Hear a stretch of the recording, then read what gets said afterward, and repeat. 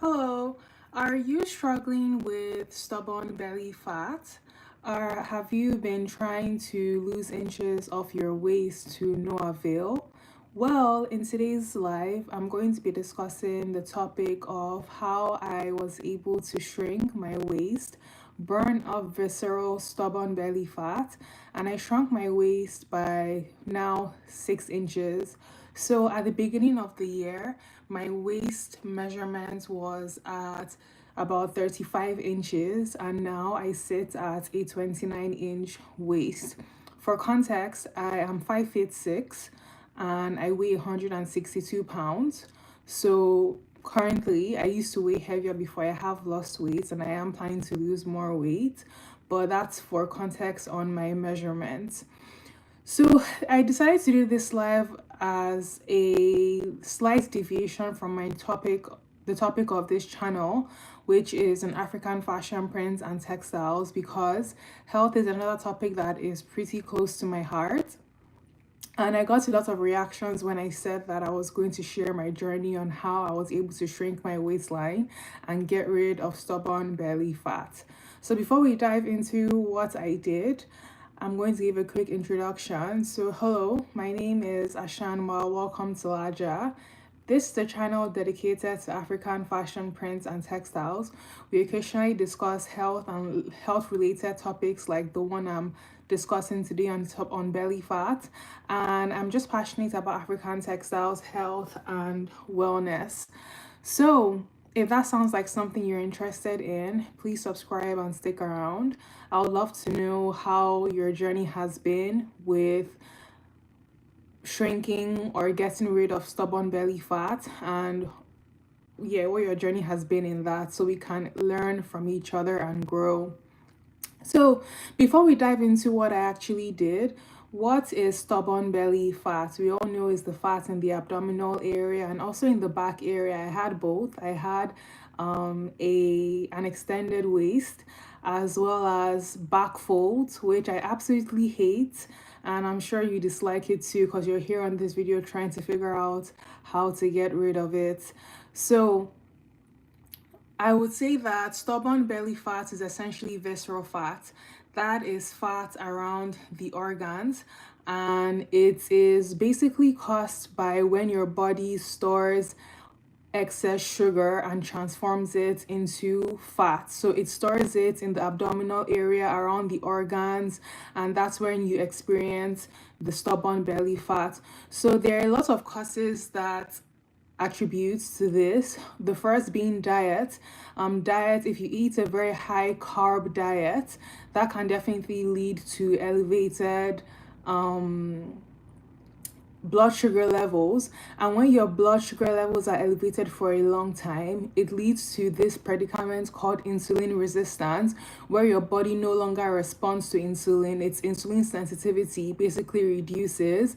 And what does your body do when there is excess insulin in the body? It converts it into glycogen, which is stored fat, and this glycogen is stored as fat in your organs, and it sits in your stomach. For a lot of women, in our hips, in our arms, in our back, and it causes a lot of problems. So you're probably aware that having excess visceral fat is linked to a lot of health related issues like heart disease and more. So it's something you definitely want to pay attention to. It's not just for the aesthetics, although the aesthetics is definitely important, but the health repercussions are also a reason why you want to get this right and really reverse any form of excess fat you may be holding in your waistline, especially. So, another reason that you're experiencing a hard time with belly fat and not being able to get rid of it is your hormones.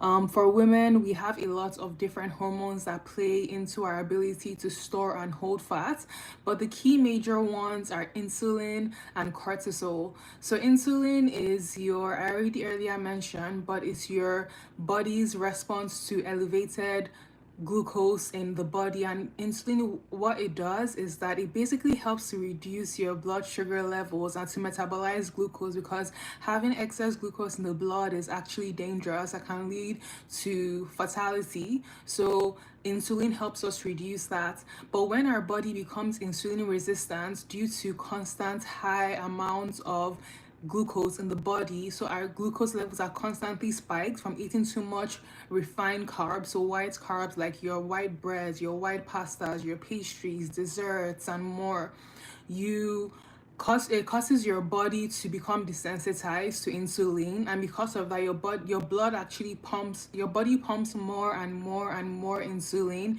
into your blood to bring down your glucose levels. And when this happens over a period of time, it causes insulin resistance, and your body essentially starts holding on to fat, storing excess fat in your body. So that's the first hormone that influences fat storage in the body, especially for women.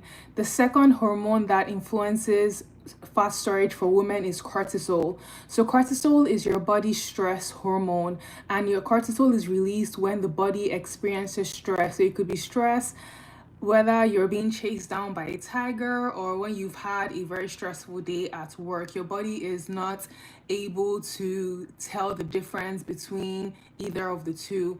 When cortisol is released in the body, it causes the suppression of other hormones in the body, and this actually causes your body to hold on to fat, because your body feels that, or has the belief that it's in danger and it's about to go into famine. So when you have elevated cortisol levels in your body, it causes your body to hold on to and retain fat, because your body believes that there's no food coming in the foreseeable future because you're in danger, and you hold on to fat for later storage. So those are the two major hormones that are influencing your body's ability to release and let go of excess fats from your body. So what do we want to do with these hormones? With insulin, we want to keep it as low as possible. And what we want to keep insulin balanced, and we want to prevent spikes, constant spikes of your blood sugar level, because that is what eventually leads to insulin resistance. And for your cortisol levels, we also want to prevent them from being too high on a consistent basis, because that also has negative repercussions on our health. As you know, a lot of diseases are actually linked to stress, from cancer and more. So it's definitely important that we want to keep our cortisol levels balanced and in control. So we've gone through the background of what causes belly fat and why you're not able to let it go or release it. And now I'm going to go into the tips, very easy and simple tips that I had actually incorporated into my lifestyle that helped me to get rid of the belly fat and lose inches, literally inches off my waist. I was literally burning through belly fat at about 1 inch every single month. So the first thing that I did was intermittent fasting. So what's intermittent fasting? Intermittent fasting is basically time-based eating.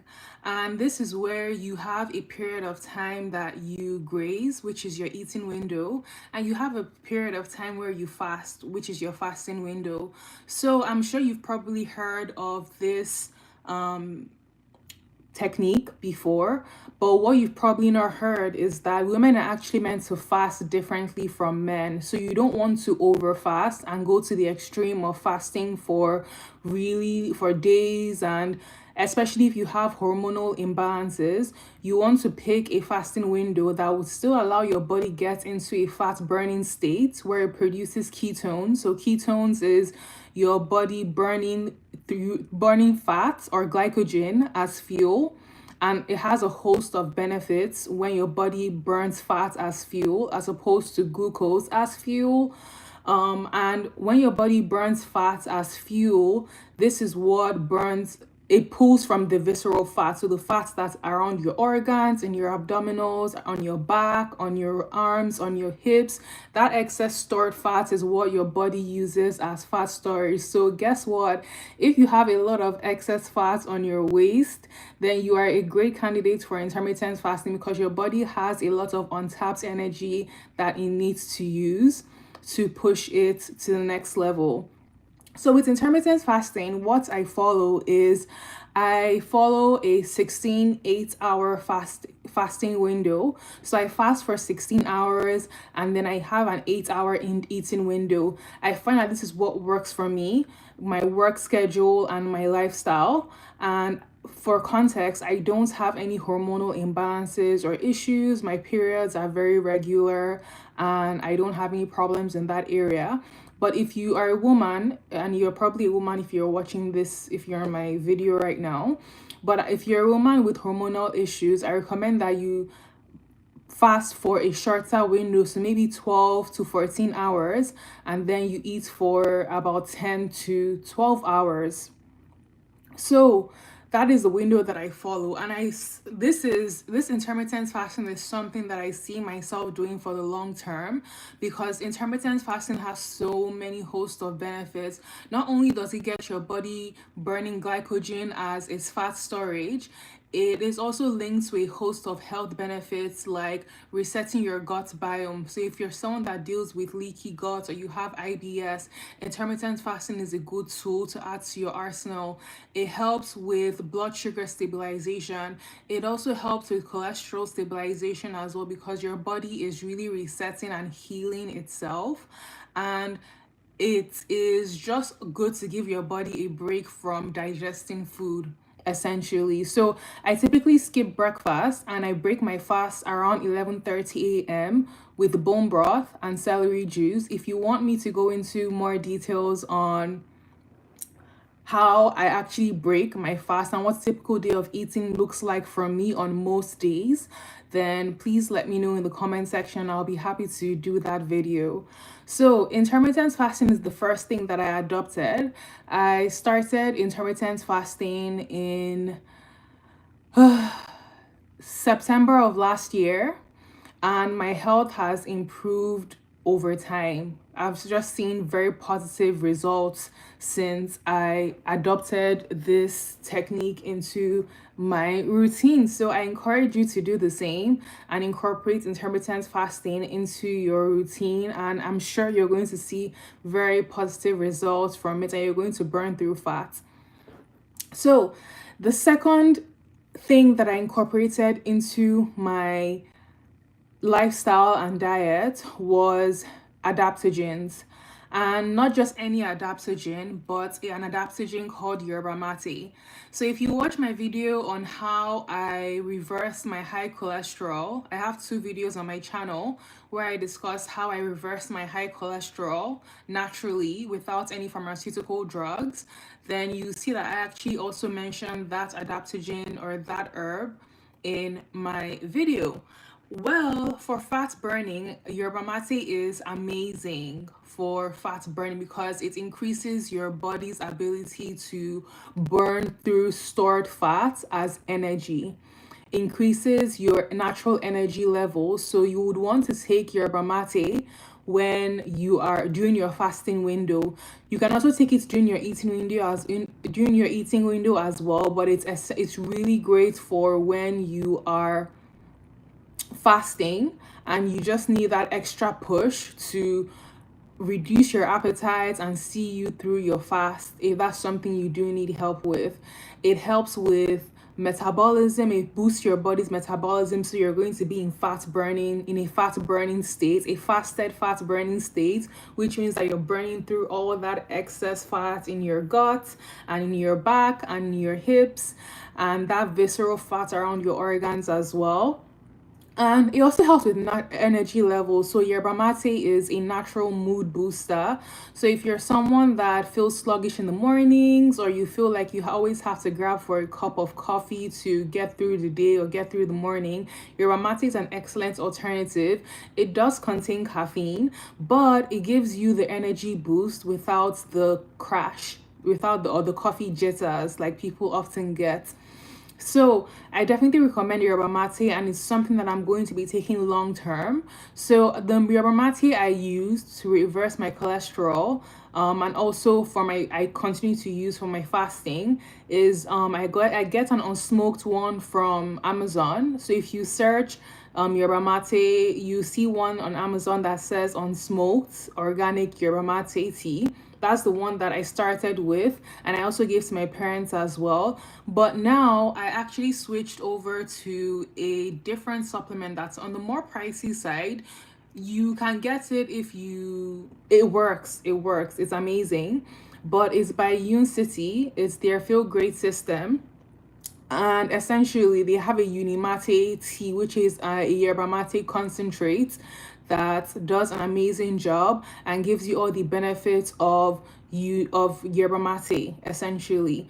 So I use those two products, and I love yerba mate. This is a tea that I'm going to drink for the long term. And what you notice about these tips is that these are things that are easy and relatively inexpensive to incorporate into your lifestyle to help you see results. It just requires discipline and it requires consistency.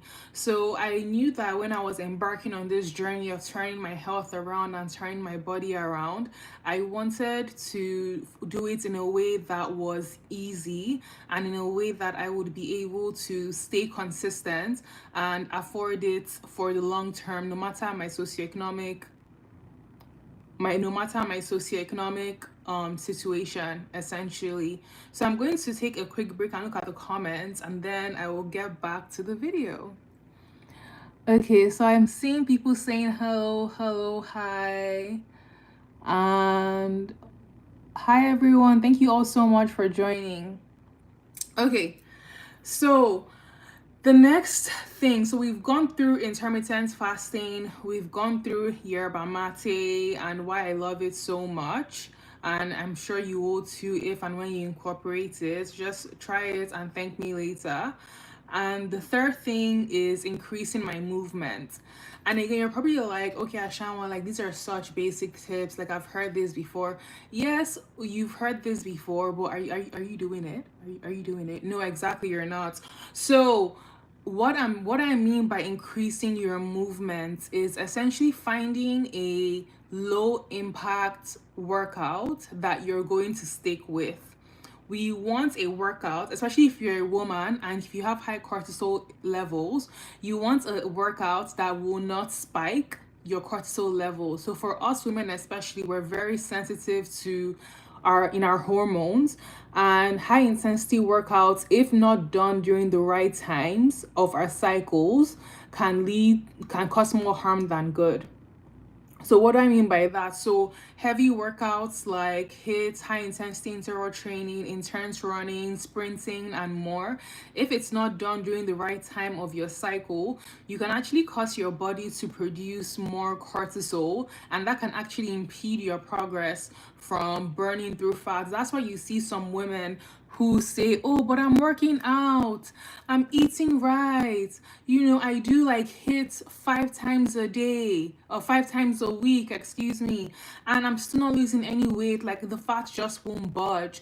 Well, when you're putting your body through constant stress, or as a woman, and I'm talking to women here because I'm a woman, and that's what I can only speak from my experience. But when you're putting your body through constant stress, you're releasing cortisol in your body, and high levels of cortisol signal to your body, hey, hold on to fat, not the opposite, not burn fat. We want your body to be in a state of fat burning where it feels really good and really yummy and really balanced, and it's like, all this fat in here, I don't even need it anymore. Let's just burn through it and use it as fuel to accomplish our goals and to work out and do workouts that are going to help nourish our hormones and make us feel good and also look good in the process. So when I say move your body, I don't mean going to the gym and punish yourself. I mean just move your body. And what did that look like for me? For me, I just started off with walking 10,000 steps every single day. low impact. And the reason why I love walking is because it's free. You don't need a gym membership. You don't need a trainer. You can go out walking in nature, enjoy, look at the flowers, the trees, and the roses, and you're also getting a workout. And the best part about working is not only does it burn calories, you also do not spike your body's cortisol response, and it also does not increase your leptin. So leptin is your hunger hormone, and what leptin signals to your body is that, hey, I'm hungry. And if you've noticed, if you've done some workouts where you just finished doing the really high intensity workout and you're starving and you just have to eat something, well, guess what? Walking doesn't trigger your body's leptin hormone, so you don't feel hungry after you've completed a long walk, which is excellent because it means that we're able to stay in a calorie deficit and thus lose weight. So I really encourage you to incorporate some form of walking into your day-to-day routine, whether it is walking on the treadmill, whether it is walking on a walking pad, or just walking outside, just doing the old school fashion way. Go outside and go on a walk. You can break up your walks. 10K steps is essentially 1.5 or 2 hours of walking. So you can break it up across the day. I typically break mine up. I walk for 1 hour during my lunch break at work, and then I walk for another 1 hour for when I come back from when I'm done with work, and I typically get my 10K steps in that way. So get more steps in. If you feel like 10K steps is too big of a feat, then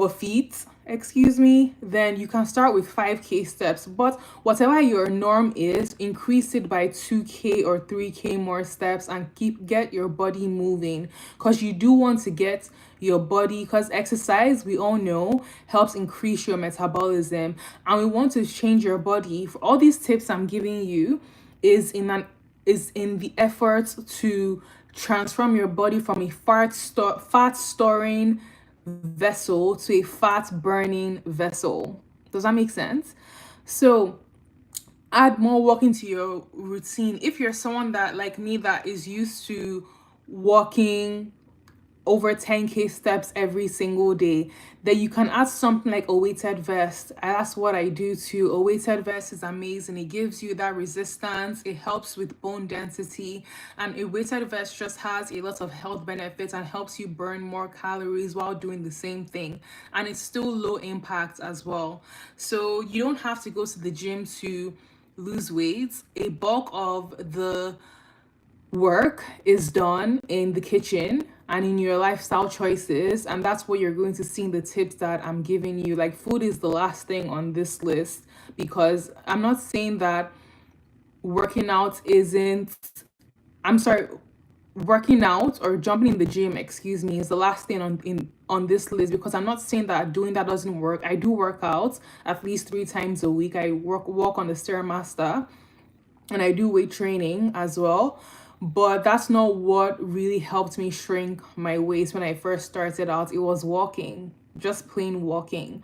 And that's something that I'm always going to incorporate into my lifestyle for just overall weight management and health benefits as well. It feels really good when you do it with your partner or your family or your friend.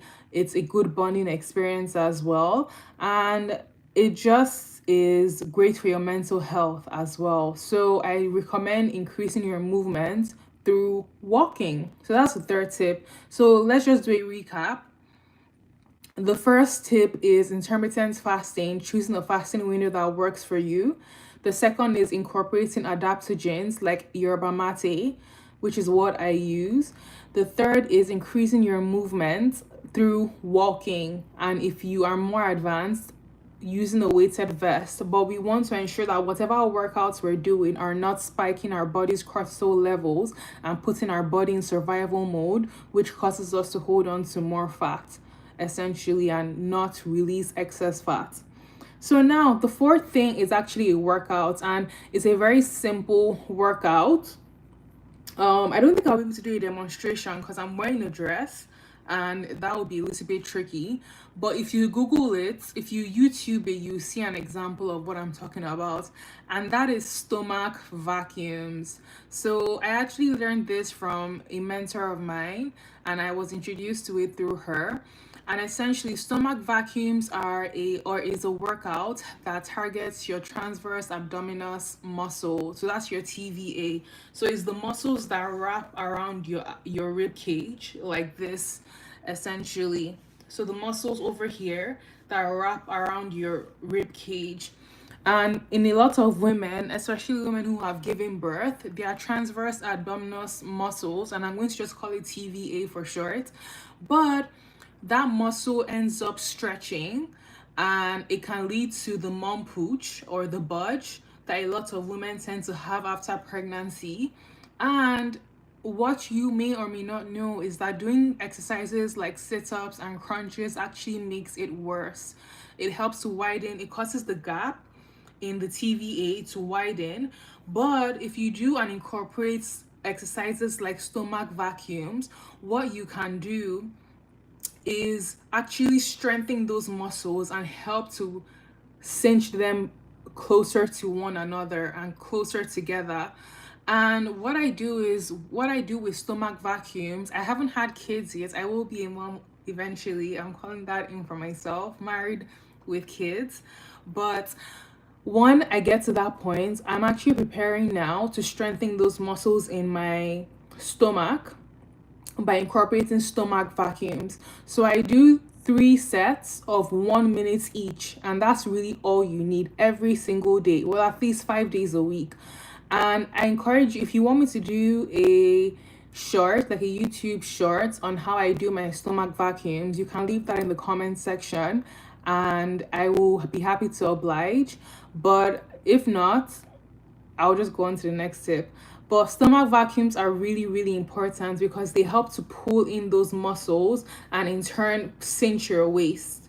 Because the TVAs are one of the bigger muscles in our abdominals, and they really help to sculpt that hourglass figure that a lot of women are looking for. So that is it for the fourth tip, stomach vacuums. So we've gone through the first one, which is intermittent fasting, and then we have discussed adopting and implementing adaptogens like yerba mate. Number three is increasing our movement through low impact workouts like walking, which is what I did. Number four is implementing abdominal exercises like stomach vacuums. And the last thing, I already touched on this earlier in the beginning, but that is really regulating your hormones.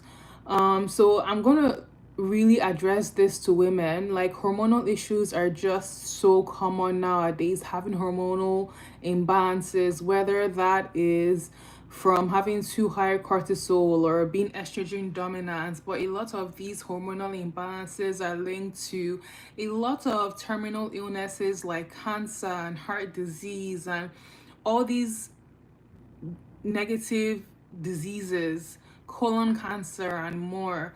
So it's really important for us to like go back to the basics of, because when people say self-care, I feel like the internet always makes it seem like it's, oh, buying yourself Louis Vuitton and Chanel and Hermes.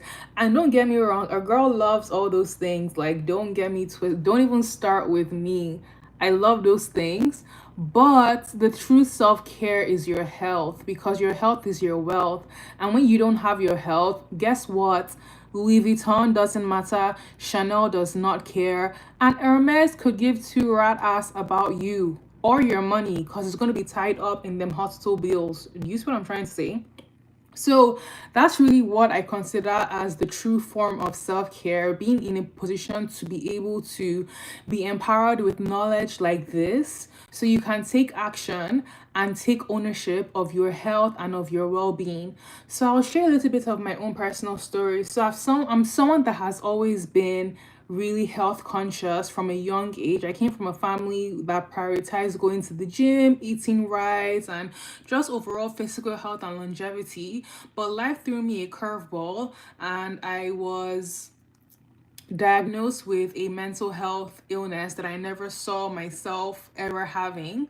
And that was my first time seeing the importance of mental health. And I think mental health is actually more important than your physical health, if I'm being honest, because they're both linked. Like when your mental health is trash, your physical health is trash, because when your mind is not right, you cannot do anything. Literally. And I'm telling you this from experience, you can't do anything. And it was a very traumatic experience for me. Still healing through a lot of the blocks and even a lot of the beliefs that I held. Also take responsibility for myself because I was in a very toxic work environment, because of the money. And I really promised myself that I would never compromise my health and put money over myself or my health, because my priorities were misplaced. And again, when you know better, you do better, essentially. So really regulating your hormones is something that's super important. I'm very happy to say that now, by God's grace, I think I did my pap smear last year, and what really prompted me to really get myself together was when the my pap smear came back slightly abnormal, and they told me that I had low levels of abnormal cells in my ovaries or in my uterus, essentially. And I was like, my body had already been telling me that something was wrong, so I knew I had to do a complete 180 to get my life together, because I'm still too young to I'm not that old people should have health issues or reproductive health issues, but I was like, I haven't had kids yet. Like, I'm waiting to have a family. Like, I'm calling in having a family of my own. And for me, having anything wrong with my reproductive health after struggling with my mental health was something that I could not stand within myself, and I just felt was something that I was not willing to accept. So I really went on this health journey of reversing my cholesterol, balancing my hormones, and doing all these things. And if you all want me to share my journey with you all, I'm very happy to do that, because I've come such a long way. I haven't gone for a pap smear again, but I know that when I go the next time, it's going to come back normal. 'Cause I can already feel it in my body. I can feel that my body is in balance. Like, it's not unstable. Like, my hormones are not raging. My emotions are not a roller coaster, essentially. So tying it into my fifth point of really regulating your hormones. So what does that actually look like? It looks like going back to the basics, like sleep. Like, are you sleeping well? Like, are you getting adequate amount of sleep, or are you scrolling on your phone till midnight on TikTok, or binge watching TV shows till hours in the morning, and you're running on fumes? Like, all those things affect you, especially as you get older. I feel like when you're in college and you're still young and very vibrant, I probably shouldn't say vibrant because I'm still vibrant and I'm still young. Anyways, but when you're still young and like fresh out of the womb, essentially, you can do and get away with things like sleeping at 3 a.m. I did in college, so I'm not judging you, but ladies who are in their late 20s, 30s, and 40s and 50s, there are just some things that we have to let go and let die in college, because as you age gracefully, by God's grace, we also evolve, and the things that we could do when we're younger aren't necessarily what we can do when we get older, at least if you want to get good results and age gracefully. So, making sure you have good sleep hygiene habits, going to bed at an appropriate time. Because of the mental illness I was diagnosed with, I don't play with my sleep, because having an episode is tied to how much sleep I get. So, I have to make sure I'm on top of my sleep and stuff like that. I make sure I take supplements that help with sleep, and I also have my room done in a way where sleeping is something I look forward to, and I get a very good night's rest. So I typically try to go to bed between 10 and 10:30. They test 11 on weekdays because of work. And then on weekends, I give myself more leeway. Or if I'm going out, I can stay out later because I know I'm going to sleep in the day.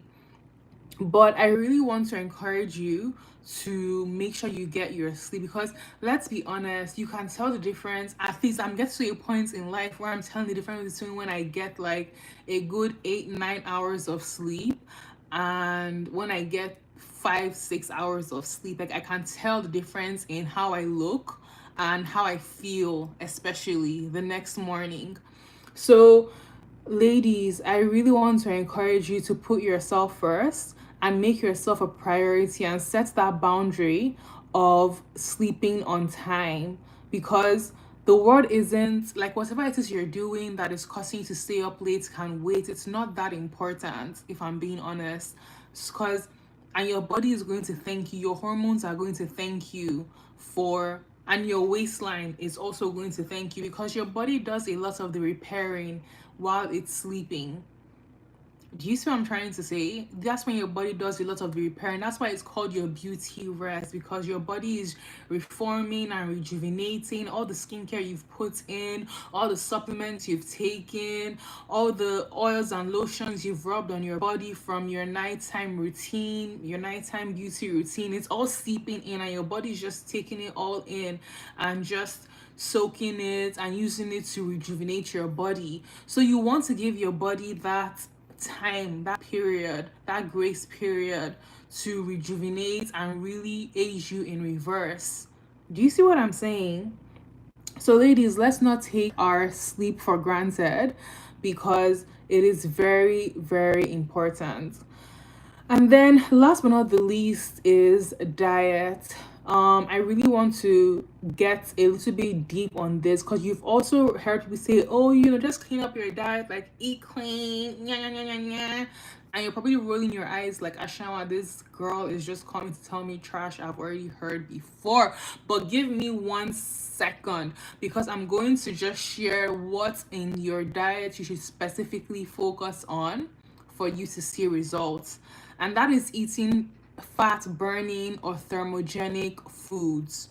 So what are thermogenic foods? So thermogenic foods are foods that cause your body to burn through fat and burn through calories. They increase your body's MBR, or metabolic rate. And what are those foods? It's foods like protein, ginger, and adaptogens. So those are the three, and fiber as well, because I didn't want to leave out fiber because we have to go to the toilet, baby.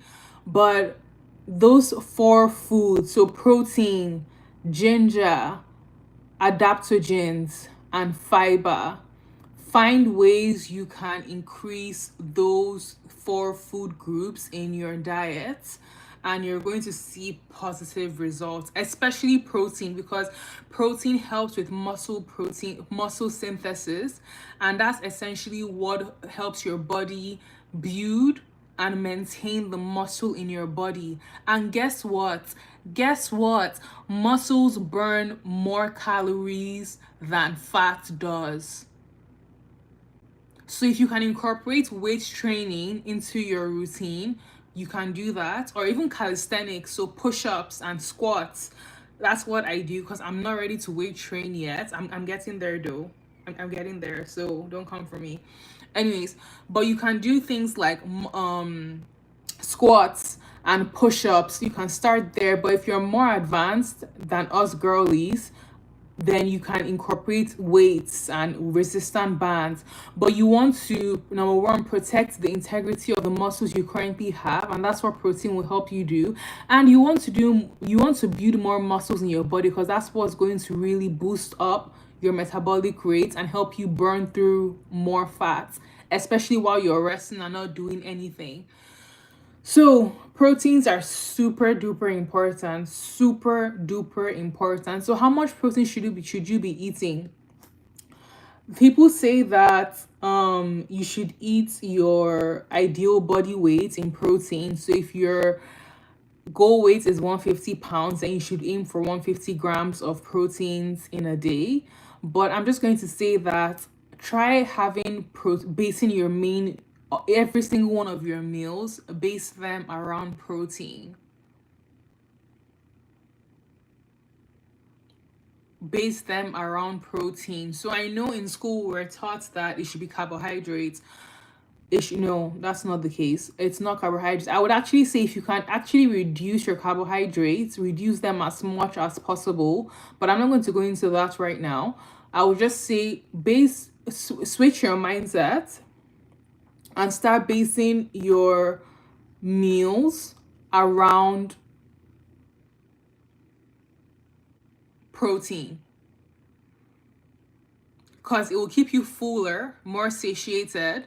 You reduce your cravings, and you're also rebuilding your body from the inside out. Because again, what do we learn in school? Proteins are the building blocks of life. Yes, so proteins are the building blocks. They help to build your muscles, which help to keep you as a fat burning machine, and which is what we want. So we have the protein. I said ginger because ginger is really good for revving up the metabolism as well. How do I incorporate ginger into my routine? I juice it. I juice raw ginger in my celery juice, and I drink that on a daily basis. At least 5 days a week, I'm drinking celery juice with ginger in it. You could make ginger shots. That's really good for your immune system, and really boosting your immunity, and it also boosts your metabolism as well. It doesn't taste the best, but let's get our mindset out of things have to taste good for us to take it seriously, because that's really what has gotten us in this mess in the first place. Because you've got a sweet tooth. I have a sweet tooth too, don't get me wrong. I have a sweet tooth too. I have a sweet tooth. So I'm not judging at all. But I'm just saying that we can do things that don't always feel the best if it's going to give us the results that we're looking for, because we're worth it and our bodies are worth it. And then we have adaptogens, which I earlier touched on. So there's yerba mate, which is really good. That's the only one I take and the only one I can recommend.